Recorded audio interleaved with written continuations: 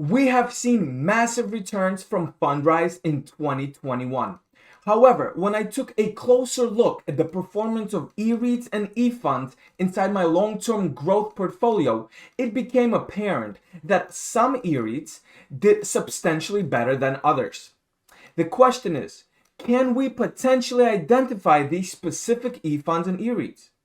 If we're able to do just that, then instead of having our money distributed to projects by Fundrise portfolio managers, we may be able to make direct investments into those eReits and eFunds, and therefore outperform the general returns of Fundrise. Now, let's take a look at my long-term growth portfolio and see which eFunds and eReits went to the moon and which ones sank like the Titanic. Coming up.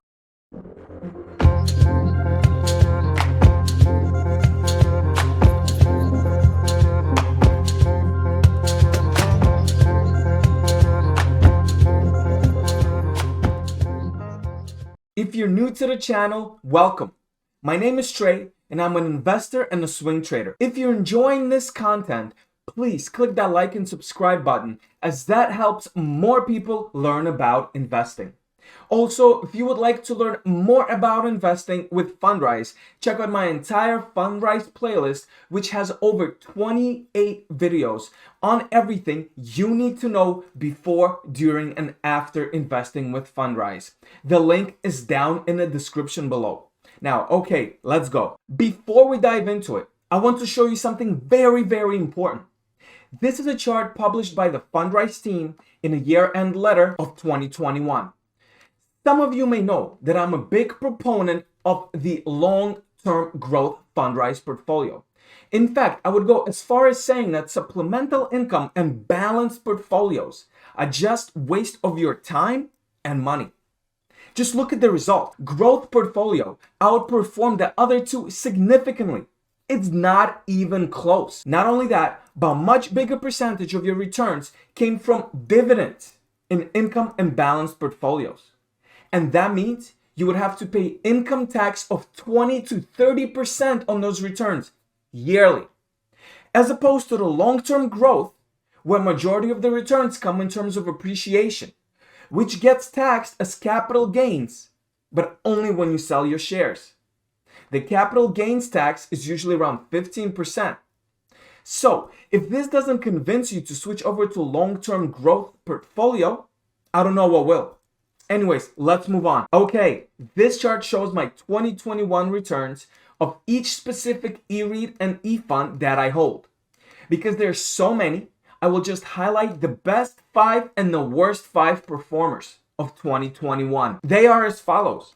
The top 5 performers are Growth eREIT 3 at 47.7%, Growth eREIT at 41.7%, Heartland eREIT at 41.4%, and everyone's favorite interval fund at 39.4%, and Growth eREIT 2 at 34.3%.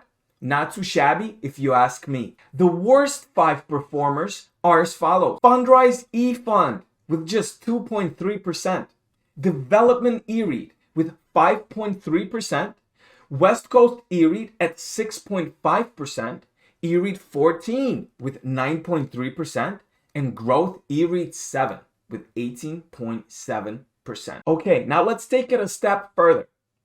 These two photos here show the percentage of my total portfolio that each of the above mentioned eFunds and eREITs occupies. So here are the results. Growth eREIT 3 is just 0.4% of my portfolio. Growth eREIT is just 2.6% of my portfolio. Heartland eREIT is 0.6%. Interval Fund is 46.4%. And Growth eREIT 2 is 9.2%. Now, in terms of the worst performing project, Fundrise eFund is 3.6% of my total portfolio. Development eREIT is 12.9%. West Coast eREIT is 0.3%. eREIT 14 is 0.5%. And Growth eREIT 7 is 10.6%. Now, have you guys picked up on anything here? If you look closely, my three best performing funds make up just 3.6% of my total portfolio allocations. On the other hand, my three worst performing funds make up a staggering 16.8% of my portfolio, which translates to $10,800. Yes, that is $10,800 is invested into my three worst performing assets in Fundrise. To put it into perspective, if I was a psychic and I could see the future and would make a $10,800 investment into my three best performing funds instead of the ones this money is currently in, my returns for the year of 2021 would be $4,200 higher than what they are now. However, the truth is that we cannot predict the future. And I'm pretty sure that Fundrise managers are doing their best to allocate our money for most returns. But at the same time, they probably have pressure from the higher ups to allocate some of this money into these smaller growing funds in order for them to possibly grow in the future. So the question remains, can we isolate these specific funds in order to outperform the Fundrise managers? Well, we actually just did. All 5 best performing funds in my portfolio are available for direct investments. What that means is that you're able to invest specifically into the funds of your choice. In fact, since I have 2 Fundrise accounts, I decided to do just that. Starting today, in this portfolio, I will make direct investments to my top 5 performing funds from 2021 on a monthly basis.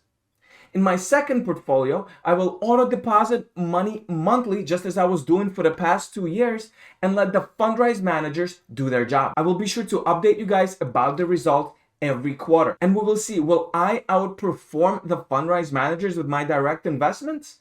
Or will the Fundrise managers step up their game and outperform me? The one thing that everyone has to remember is that past results do not guarantee similar future returns.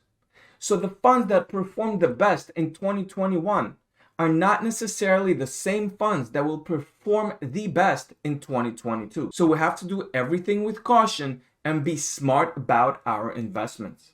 Never invest more than you can afford to lose. Oh, and I will also stop investing in my 3 worst performing funds of 2021 as mentioned above. If you want to learn more about dividends, appreciation, and my 2 Fundrise portfolios, as well as many other Fundrise related things, please check out my Fundrise playlist linked in the description. Leave your comments and questions down below. I would love to hear from you. Will you start investing directly or keep faith in our Fundrise managers? If you enjoyed, click that like and subscribe button. I would greatly appreciate it. And I will see you in the next video. Take care.